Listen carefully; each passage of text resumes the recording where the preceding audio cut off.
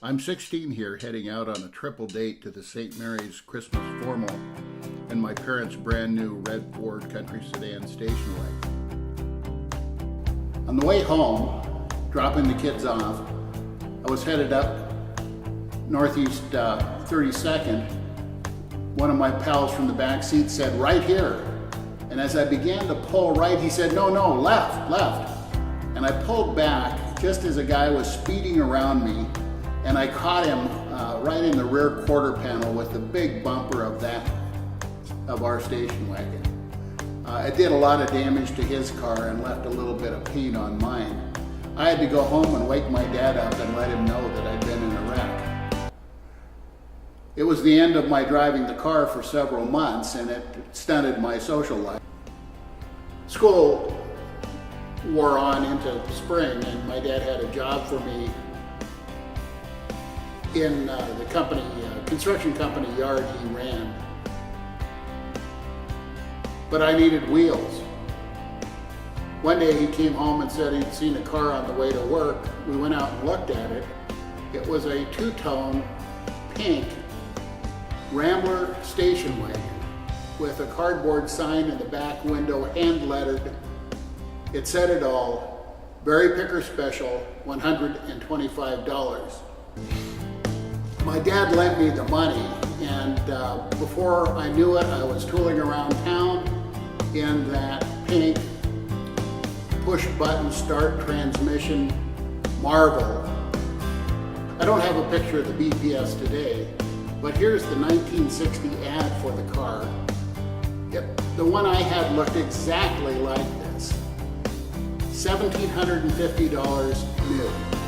Berry Picker Special had mechanical problems, significant mechanical problems. Sometimes it would jump into gear when you push the push-button transmission, resulting in an early takeoff. This problem was later aggravated when the gas pedal started sticking and roaring the engine, which could provide a pretty thrilling launch. I dealt with the first problem with quick coordination of my foot from the gas pedal to the brake. As it got to be more pronounced, I started turning the wheels to the curb to prevent a runaway. One day I stopped at a friend's house to pick him up. I parked the car across the street, turning the wheels into the curb. When we came out and jumped in the car, I pushed the button and all of the bad things happened. The car jumped into gear and the gas pedal stuck, the engine roared, and the car immediately jumped sideways into a large elm. It knocked a 4-foot piece of bark off the elm. Before I could get control of the car, I was in the middle of the sidewalk. When we recovered our senses, I drove to the end of the block and off the curb into the busy street. Something had been dragging, and we got out to find that the wheel had been stripped of a piece of rubber by the fender being crushed into the tire. Well, Berry Picker Special held up through that summer of work. But it was a product of 60s planned obsolescence. Transmission was not working well and it was gurgling oil. The car would not motate with reliability. One day I heard a radio ad for AAMCO Transmission offering a free diagnostic inspection. I took the car to the AAMCO on 82nd. They called. The transmission was toast. It would cost $250 to replace it with a rebuilt transmission.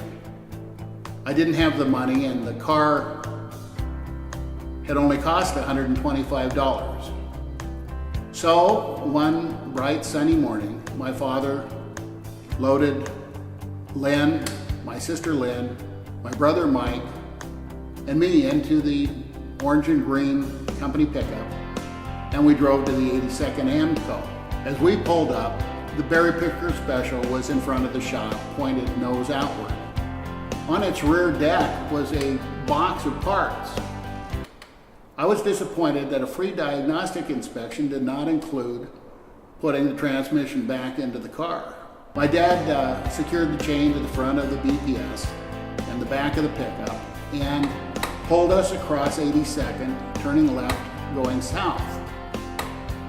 Mike and I were in the car, and Lynn was peering over the seat from the pickup to be sure all was going well. And it was, until we reached the light. It turned from green to yellow to red. I was sure my dad was going to take it, but he stomped on his brakes. I stomped on mine, and I learned that a free diagnostic inspection did not include securing the driveline beyond a piece of silver tie wire. When I hit the brakes, the driveline gouged into the softening asphalt and swung 90 degrees to its factory installation, turning the wheels under the car and lifting the ass end of the Rambler into the air. So there we sat, Barry Picker Special, in the middle of 82nd Avenue. My dad got out of the pickup, scratching his head. He looked worried. My brother Mike looked worried. Lynn looked embarrassed. Soon the police arrived, red lights flashing. After that, a tow truck showed up. Soon my dad walked over to me to break the bad news. The Barry Picker Special was history.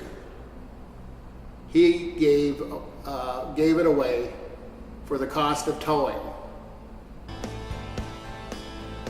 I sorrowfully watched as the Barry Picker Special was towed northbound on 82nd, past all the stopped cars. Traffic resumed on 82nd Avenue.